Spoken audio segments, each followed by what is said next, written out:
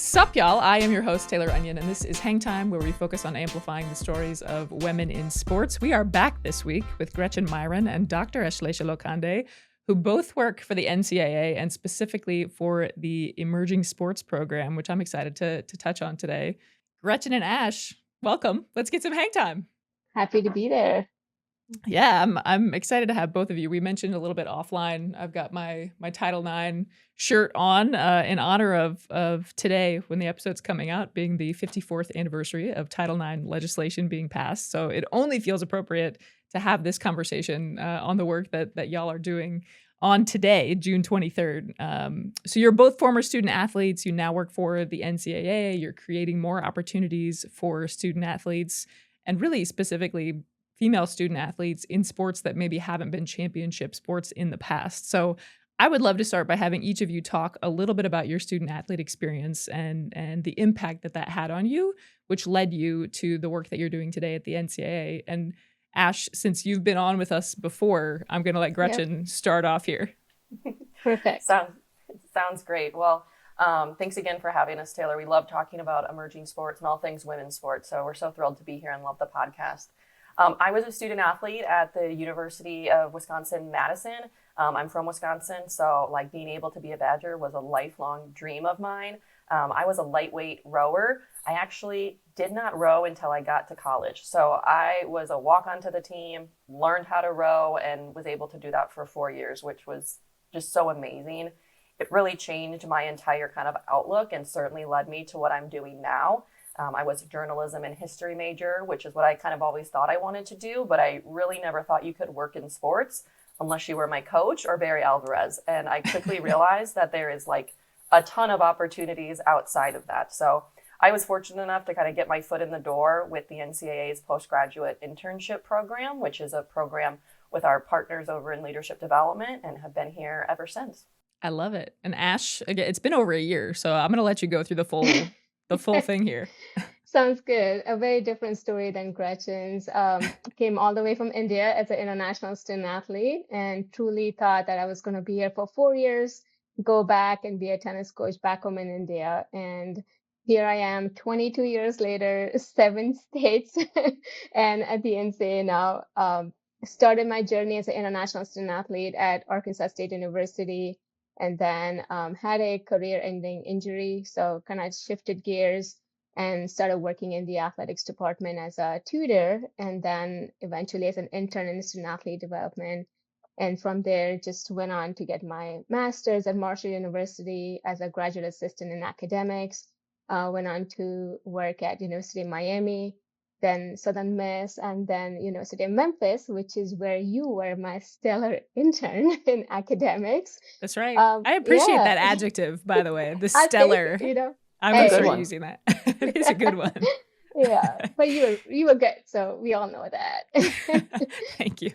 Yeah, so I was there for 7 years, worked with football, then also did my doctorate there, and then eventually moved on to TCU to work there in academics.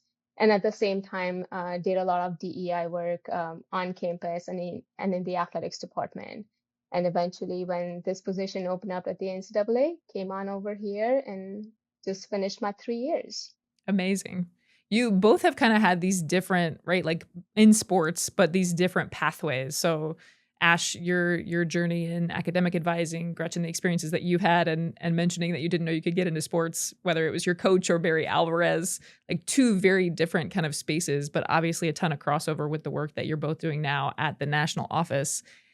Was there a moment or time when you started to look at or became aware of the work that was happening at the national office and you thought, oh, I got to get in on what's happening here? And maybe Ash, I'll go to you first for that one because you spent the bulk of your career on campuses. Yeah, honestly, my work started in college. I always say this story. When I was a sophomore, we had to buy our own practice clothes and tennis rackets, and which is really, really odd for a tennis team at a D1 program. And I think that's where my gender equity work started, where we advocated for tennis rackets. So we didn't have to buy them ourselves because you break them. I mean, it's not like you're banging them on the tennis court, but you just tend to break rackets when you play for 4 hours a day, right? And I think that's where my work started, and just advocating for student athletes. Eventually, one thing led to another, which brought me here to the national office. And then Gretchen, for you, once you figured out that you could pursue a career like Barry Alvarez, that's what prompted you into the national office. Yeah, I'm not coaching the Rose Bowl anytime soon, but if they need me, I would be ready for it. Yeah, I think when I first came here at the national office as a postgraduate intern, it was like an immediate light switch went off because I realized not only how many schools there were in Division One, but Division Two, Division Three, 500 plus employees here at the national office, but also what I like to call sport adjacent jobs. So we think about all of the great corporate partners that we have. We think about the corporate partners that our member schools, their conferences have. There are just so many different opportunities out there. And I think that's very intriguing from a sports perspective. As it relates specifically to the work that we do now, I was always interested in going to law school. I was able to do that part-time while working at the NCAA. And a major focus of mine doing that work and kind of on the side with different projects over the years was Title IX. So that became a passion project. I was very involved with our women's EEG here at the national office, and slowly but surely kind of added more expertise in that area so that when this position came open over 4 years ago now, it really made sense to kind of compile a lot of my experience at the national office, but also with that legal background into a job that's really fulfilling every day. One of the perks of being a podcast host is that I can use the listeners to ask questions that I actually don't understand. So I'm going to blame this on the listeners. Can you explain what Women's EEG, what is the acronym that you just use? We have lots of acronyms here, so sorry about that. Yeah, EEG stands for Employee Engagement Group. So we have various employee engagement groups here at the national office for anyone that's interested in one day working here, one of which is centered around women. And so we have, leadership that has changed over the years. It's kind of a great way for additional professional development for people within the national office, additional leadership responsibilities. We've been really fortunate to have, speakers that come in for a lunch and learn, or we do some volunteer and different information sessions that they have. One of their big events that they are famous for is during Women's History Month in March, we have a Candygram sale. Every year they exceed the previous year's amount and they get to donate that money back to a local women's organization, which is awesome. So it's, a big source of kind of community, I think, for a lot of people at the national office. And allies are always welcome too. So you don't just have to identify as a woman to join the Women's EEG. I love it. I love it. That's amazing. You touched a little bit on Title IX, and before we jump into kind of the emerging sports program and really talking about the work that y'all are doing in that, I would love to know from each of you, this is a surprise question, if there's one sentence that you could use or say to describe the impact of Title IX in your own words, what would it be? Either of you? I wouldn't do a sentence. I would just say a word, which is transformational. Amazing. Yeah, I would go off of one of my favorite wines by Sarlos and Sons, and it's called Honor and Prepare. And it's a great opportunity to honor the ones who came before us, who paved the path for us, but also gives us an opportunity to prepare the way for the ones yet to come. That's the perfect segue for us to get into what we're going to talk about now with the emerging sports program. So maybe a little bit of history, if y'all could provide essentially how long has it existed, what led to its creation. I'm assuming there's some crossover here with Title IX legislation and when the NCAA began to sponsor women's sports in general. But maybe Gretchen, we'll start with you for that, just some basic history and overview of what the emerging sports program is. Yeah, sure. This is where my history major pays off, Taylor. So I have to see it, get to work and have that applied after school. That's right. So yeah, if we go wind back the clock all the way to the passing of Title IX in 1972, most listeners probably know that the NCAA did not sponsor women's sports at that time. The leadership at that time actually really fought against the passage of Title IX once it was fulfilled by President Nixon, and we're very worried about what that would do to male athletic programs. They're still here and alive and well, so hopefully that argument has been put to rest. But at the time, the AIAW was the predominant organization that sponsored women's athletics, and they did so for several years after that. The NCAA first began sponsoring women's championships in the early 1980s. They started with a handful of sports and then have grown to the portfolio that we see today. We have over 92 championships overall now, which is awesome across all three divisions. In the early 90s, though, we were still not seeing the participation numbers of where we wanted them to be for women in athletics, based on both, sports reporting that information, and then they also were not necessarily always meeting their Title IX obligations. And so there was an external group that got together and made some different recommendations about how the NCAA could help influence, this step towards more equity between men and women in college. And so one of the recommendations out of that group, the original Gender Equity Task Force, was to create the Emerging Sports for Women program. So the concept behind it is that there are new emerging sports for women that are not yet NCAA championships. How can the NCAA help kind of support these sports, get them more visibility among the member institutions, track their progress, and help them progress to the required number for an NCAA championship? So the program really was started out of that in the early 90s. And since then, we've now had 8 sports transition to NCAA championship status. I think it's over 30% of our NCAA women's championships today were created through the Emerging Sports program. Rowing is a former emerging sport, so I'm a direct product of being able to compete in college thanks to this program. So really the focus continues to be, how do we provide more opportunities to women on campus?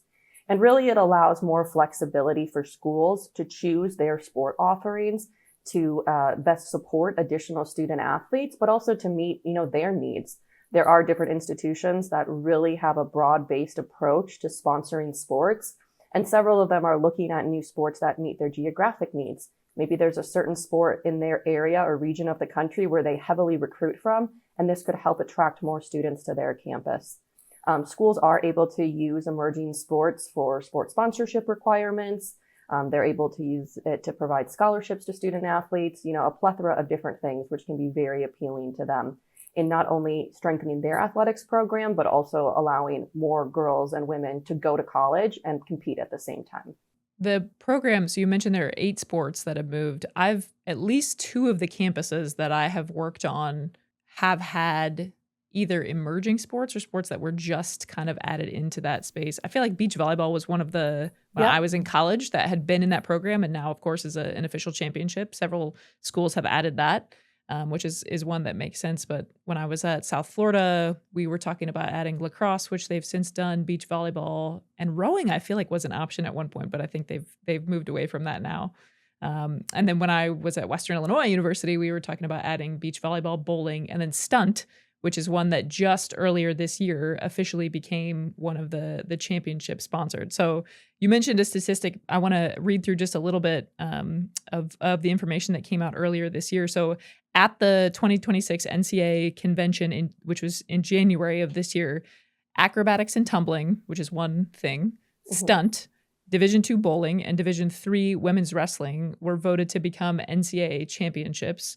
Flag football has now entered the Emerging Sports for Women program. I feel like that's maybe the one getting the most buzz right now. Like every other day, I'm seeing a post like, the NCAA is sponsoring flag football. I'm like, well, yes, they're supporting it, but we're not quite there yet, right? On the way. Yes, exactly. But would you talk about, and maybe Ash, I'll kick this one to you. Would you talk a little bit about the process, right? Like how does the conversation move from, hey, this is something that could be interesting, to we want to plug it into the emerging sports program, to, okay, now we're voting and it's officially a championship sport. How does that work? Yeah. So it's a lengthy process. It's not just a you apply and you get in kind of thing. But the very first thing is the application. We ask either sports organizations or sports governing bodies to apply to the program, and rather than just a member institution that's interested in sponsoring the sport or an individual. So we have a very lengthy, comprehensive guide on our webpage. So we ask people to look through that and just make sure that they meet the requirements to be accepted into the program. But the big thing is applying to the program. And typically we do ask the governing bodies or their leaders to meet with Gretchen and me so we can talk through it and just kind of give them an idea if, hey, you are on the right track and you should apply, or you might want to work on these couple of things before you do apply. Because one thing we do want to do is set them up for success. So once you apply, we want to make sure that you're going to go through and you have a good chance of being a emerging sport.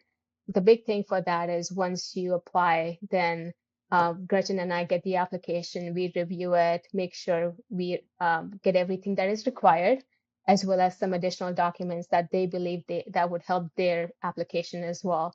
And then that goes to the Emerging Sports Subcommittee. They review the application and then recommend to the Committee on Access, Opportunity, and Impact, which is the committee that oversees the emerging sports program.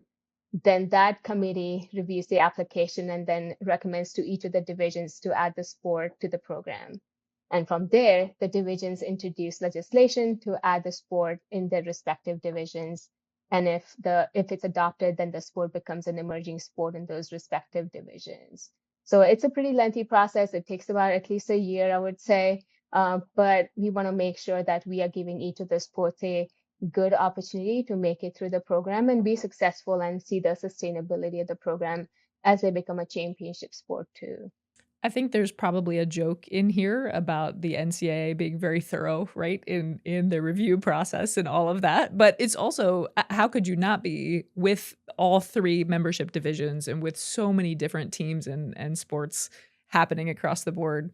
The other thing that I noted from that article was that so in January, this was the first time that 4 championships have been added at one NCAA convention, which is representing a meteoric rise of emerging women's sports at the NCAA level. How, obviously, that translates, like voting in 4 sports at one time, having flag football kind of coming to the table as well. Are you seeing individual, like, member institutions that are putting these applications forward? Are you basing it off of your kind of internal data research that you have based on participation numbers? Or what really drives the application process or the sports specifically? Like, how do we get to a point where once an application has been filed, we now know that flag football is going to be one that we recommend to emerging sports? And Gretchen, I'll kick that back to you. Yeah, it's a great question. The membership really drives a lot of this. So as Ash noted, we typically receive applications themselves from a sport governing body, but there are requirements in there about the number of member institutions that have to already be sponsoring at the varsity or club level. And so it really is, as a service to the membership, we want to help reflect the sports that they are most interested in sponsoring. Certainly, we try to track on, what's going on outside so we can kind of see which sports might be coming up or not.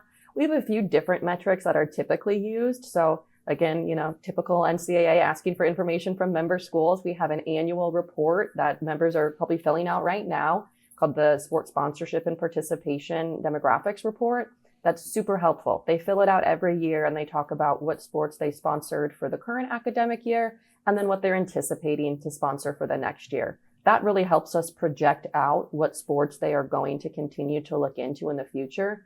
And it's also kind of a great temp check for others to say, oh, this sport has increased by 5 programs or 20 programs or completely doubled from the year before. Maybe I should be paying attention to this a little bit more because 3 other schools in my conference are sponsoring this. What does this mean if my school wants to sponsor as well? We also really look at kind of the sandwich ends of collegiate participation. So, we look at youth and high school participation. There's great data that typically comes from the National Federation of High Schools, which shares a building with us. They have annual reporting on high school participation numbers. Again, when we see a jump in increase from some of these different sports, women's wrestling and flag football being 2 great examples, that's a big indicator that there's going to be continued interest of young girls who are playing in high school and want to continue to play a sport in college. And so what are the different options that they have available for that? And then on the other end, if you have Olympic or professional opportunities, people also want to go somewhere after college. So we have all these amazing young women that are coming through and graduating. What opportunities look like for them after they leave? Are they able to still compete or not? So it's really a combination of different factors, but certainly those are some that have been very successful for a lot of the sports that have moved through so quickly.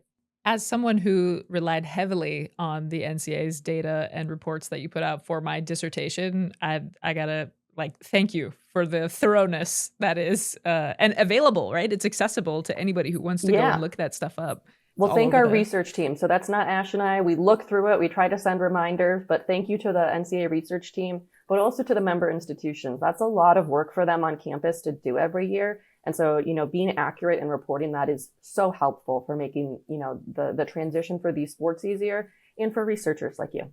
Absolutely. Absolutely. Yeah. Thank you to the research team. Much appreciated. A 4-year delay almost. That was in December of 22 when I finished mine. So I better late than never on that. Thank you. So you mentioned a little bit of the statistics of these kind of emerging sports by the numbers, and also Gretchen that you were a direct result, right, of one of these emerging sports as your own student athlete experience. So the things again I pulled from the article that I saw was that over 30%, this is the one you mentioned, over 30% of women's championship sports have been created through the Emerging Sports for Women program. There's a 20% increase in sponsorship and participation in emerging sports in 24-25, which I'm assuming the 25-26 research cycle has not completed just yet. So those numbers in theory will be updated maybe in this next coming January.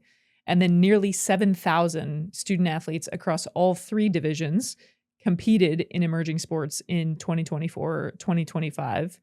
I feel like there are also delays is not the right word, but like this stuff comes in waves, right? So the beach volleyball I mentioned, that conversation was happening when I was in college in the 2012, 2013, kind of coming in as an emerging sport and then becoming a championship shortly thereafter. It seems like there hasn't been a ton of sports from the program that have been approved since then. And I don't know what the one before, I think beach volleyball was 2015, I want to say. Yeah. And then it was a Yes. few years before that. So aside from obviously the data and trends, is there anything internally, either within the NCAA or within your member institutions across these divisions, that kind of prompts these sports to come up? Like the beach volleyball data back in 2015 versus what you're seeing now with flag football. Like, I guess, what are the specific metrics, maybe aside from participation, if there are any, that you're looking at when you're adding these sports? Yeah, I can start, and then Ash, please feel free to add some additional ones too. I mean, certainly, again, that participation data at a youth level is really important, high school level, high school sanctioning, so state sanctioning in particular. So women's wrestling was the most recent sport to actually transition after beach volleyball. They had their first championship this March, which was awesome. They are sanctioned in over 40 states at a high school level. So that has been huge for the growth of their programs, and again, that youth interest level. I think another connection point here that we would see is just, schools are always going to be evaluating their sports sponsorship, their Title IX numbers, how they are complying with that law. And so sometimes it does kind of take different things that are also going on in society to kind of reflect back on what that looks like. Certainly in the last few years, we are so happy that women's sports has been a pinnacle of conversation in the sports world and in society in general. And so that continued interest has brought a lot of eyeballs onto these sports that were already doing great, had amazing athletes in them, but maybe weren't always getting the attention that we would have liked to see. And so I think we're really at a critical time right now where we're seeing not only the huge interest in participation, but we're also having more eyes on women's sports than ever before. And so it's this really nice combination of how else can we support that. And then certainly from an NCAA level, President Charlie Baker has talked about since he arrived, how can we help more students be student athletes? There's a ton of interest of trying to, get more people to campus. In the higher ed space, there is a concern about enrollment numbers right now. And so certainly sports can be one way that you can kind of encourage someone to hopefully go to college because they also want to compete in this sport. And maybe they wouldn't have thought of that before. And so the opportunity to continue to play a sport can be very enticing for some. And that helps them get a degree, which is, a huge accomplishment for so many people. But I'll see if Ash has other items too to add to kind of my soapbox there. Yeah, I think one of the great points Gretchen made was the opportunity to be a student athlete, but also the option to choose a sport is really huge with some of these emerging sports or former emerging sports. Like for instance, with A&T and stunt, like there are different body types, or you could be a former cheerleader in high school, but you don't want to cheer in college or don't want to go professionally as well. And you have this option of maybe choosing to be in A&T or stunt, or you have, with rugby as well, you have different body types and different strengths, and you need all of those things. So I think that gives an opportunity for different student athletes or students that are entering college to try something different as well and be a student athlete. So I think it's opportunity, but also options.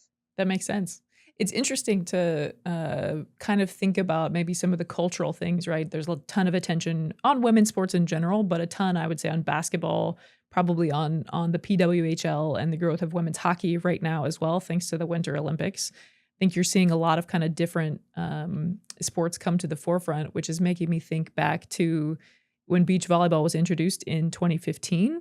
That's coming off the heels of Carrie Walsh and Misty May and their 3 back-to-back-to-back gold medals, right? So you have to think that there's probably some outside influences, or whether it's the Olympics or just folks that girls who are participating in sports can look to for those sports to also kind of surge and take off as well, which I think is really, really, really cool.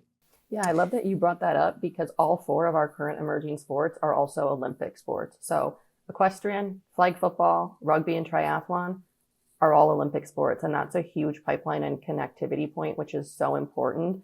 And also ice hockey, shout out, also a former emerging sport. So that Amazing. entire, gold medal game was former collegiate athletes, and a lot of their programs were added as part of this push too. The NCAA, this is a sidebar, but I noticed there was a big social presence from the NCAA in Milan at the Winter Olympics this year, which is really cool. I don't remember seeing that in years past, and maybe they were present at Paris and I just missed it too. But I think that attention, and to your point, having 100% of the team having been NCAA athletes is not necessarily something we've seen in the past. So it's cool to see kind of just the NCAA involvement and sharing stories of former student athletes who have now been able to progress forward and win gold medals on arguably the biggest stage in the world, right? It's pretty cool. All right, I want to shift a little bit. Actually, one question here before I jump into kind of the current landscape and then into our wrap up here.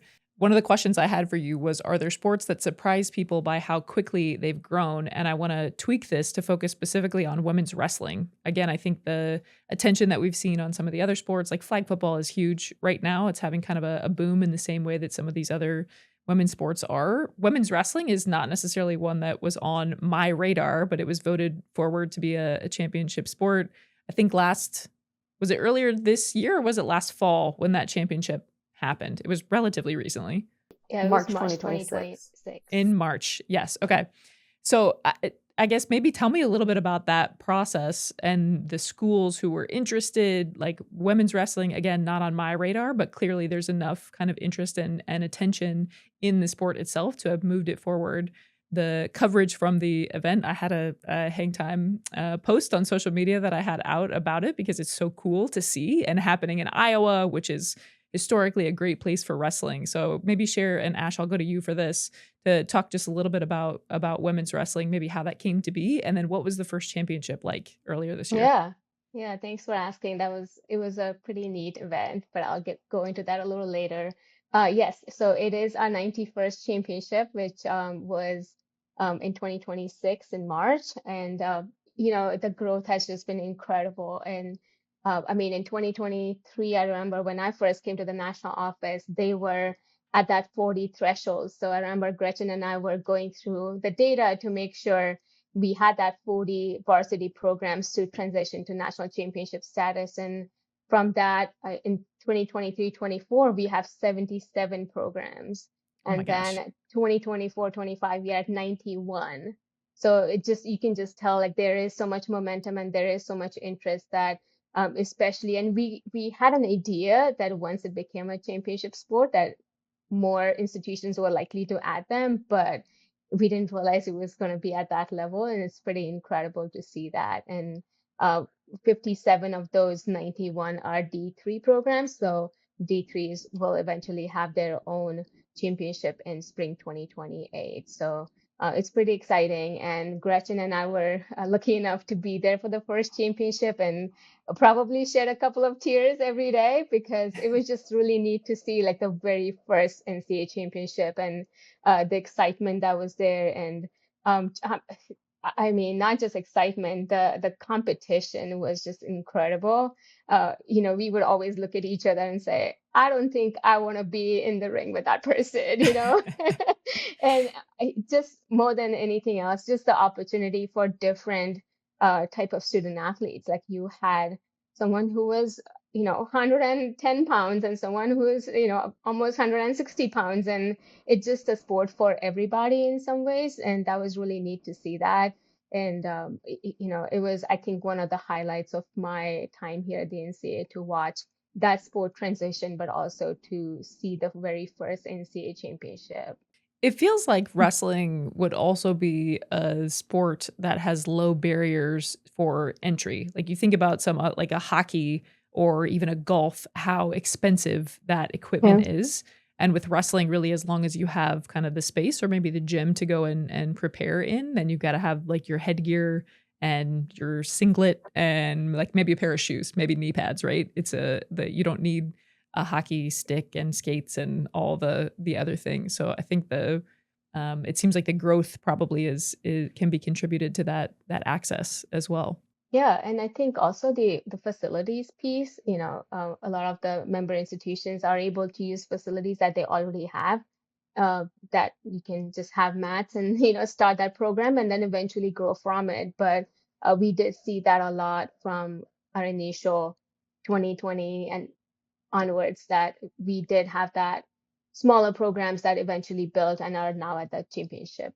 I'm gonna shift us into kind of our final couple questions here. So I want to know before we move into a wrap up, what are some of the misconceptions that exist about adding new women's sports at the collegiate level? We've talked a little bit about Title IX. I think it's also an interesting time in college athletics, right? Where at the Power Four level, we're seeing a lot of money. We're seeing sports be cut, really, and a lot of money shift away from maybe the departments to the individual athletes at the D2, D3 levels. I think we're still seeing more institutions adding sports and things like that. So maybe, Gretchen, I'll start with you on this, but can you share a little bit about some of the misconceptions that exist about adding new women's sports specifically?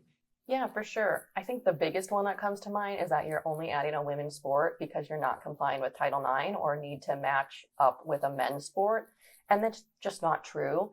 There's multiple ways that a school can comply with Title IX from a participation standpoint.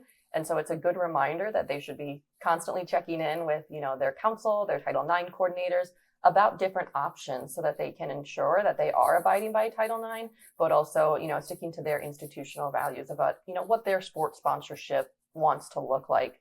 Certainly we never want to see programs cut. I think that was a narrative that often actually was with women's wrestling, is that you were cutting men's wrestling to add that.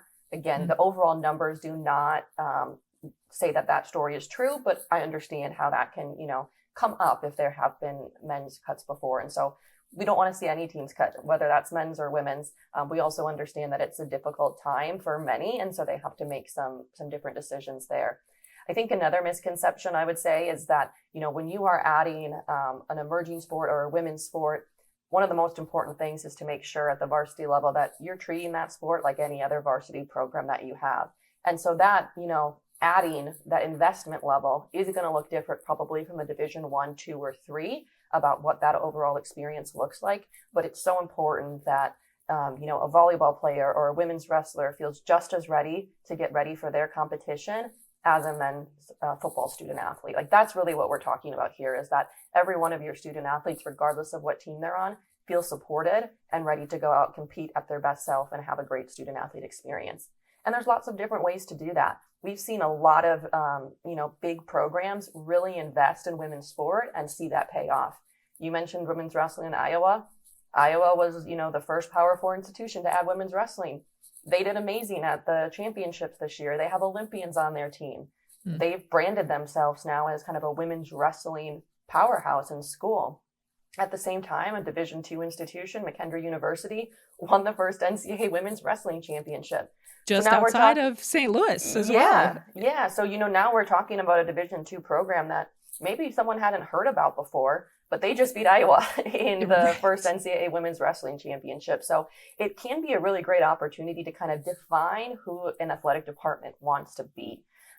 We see with all women's sport that investment matters, but it also pays off. You are going to have more people coming. You're going to have new fans engaged, and everyone's looking for revenue right now. Women's sports are revenue drivers. You might have to look at them differently than you maybe have for some of your other programs in the past, but all of the emerging sports, equestrian, flag football, triathlon, and rugby, and our women's sports programs that already exist have opportunities and potential to not only be a great student athlete experience, but to be a great addition to different athletic departments.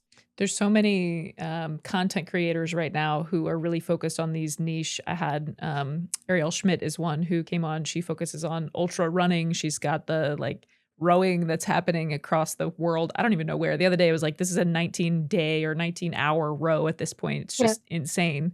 So the audience, like they're there, right? People are interested in these kind of more, I would say, niche sports or things that aren't quite as mainstream as some of the other stuff that we've been maybe molded to believe societally that these are the only sports, right, that matter.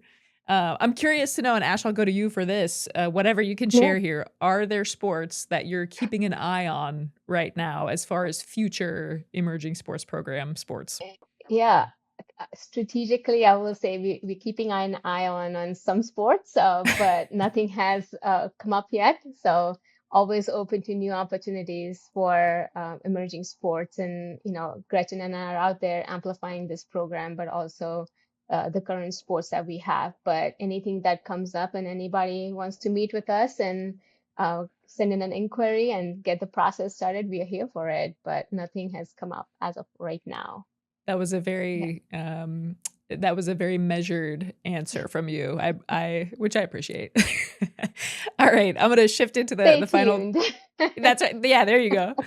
I'm going to shift into the final question here of the show. So if you could get some hang time with any woman in sports, who would it be and why? And Ash, I'll stick with you to kick us off here. I'm curious to know if it's changed since the first time. It has not changed. Gretchen asked me this morning, she's like, who's yours? And I was like, I've been on her podcast before. And the answer still is Serena Williams, especially right now because she's making a comeback. Yes. So definitely would love some hang time with her because, she's who she is, Yeah, I'm excited to see her. We're obviously recording before June 23rd, so she'll be through the first comeback tournament. And it sounds like there's more to come. Like Berlin has been announced, and I'm curious to know if she's going to show up for Wimbledon as well. We'll see. Keep an eye. Yeah, that was a good story that she came up with for her comeback as well. Yeah, right. Exactly. Gretchen, how about you? Yeah, there's a long list, I will say. But recently, I've been so impressed by Jess Smith at the Golden State Valkyries and what she's done there. I love listening to kind of how she talks about leadership and what that means. And then selfishly, I have 2 little kids as well. So I just don't know how she does it all. So I'd love to, learn more about not only what she's done at the Valkyries, but how she kind of balances this whole world of trying to give everything to women's sports while also maintaining your identity outside of that. Amazing. Two really, really good ones. All right. Well, thank you both. It was my pleasure today to get hang time with both of you. So thank you so much for taking the time out of your busy schedules to join me. And like I said, get some hang time today. Thank you for having us. Thanks for having us. If anyone has any questions, we're always happy, like Ash said, to talk more about emerging sports. So check out our webpage and other options, and we'd love to share more information. Amazing. I love it. All right. Listeners, we will see you back in a couple of weeks. Until then, you can follow along at HangTimeP0D across socials or hangtimep0d.com. We'll see you next time.